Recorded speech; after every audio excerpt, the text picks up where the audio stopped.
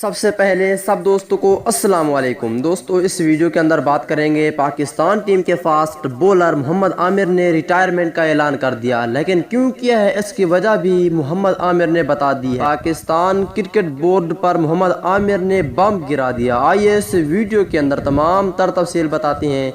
جلدی سے اس ویڈیو کو لائک کریں، چینل کو سبسکرائب کریں، بیل آئیکن دبا کر آل پر لازمی کلک کر دینا ہے۔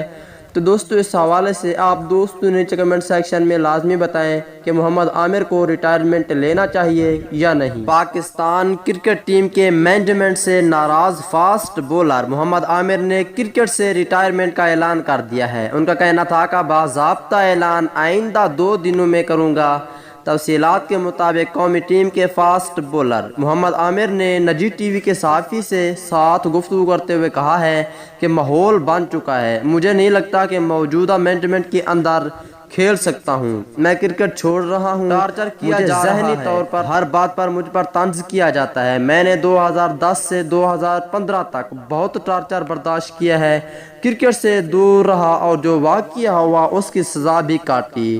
مجھے بار بار یہ کہا جا رہا ہے کہ پی سی بی نے تم پر بہت سرمایہ کاری کی ہے، وہ 2 بندے ہیں جنہوں نے میرا مشکل وقت میں ساتھ دیا، جبکہ باقی ٹیم کہہ رہی تھی کہ ہم عامر کے ساتھ کھیلنا بھی نہیں چاہتے۔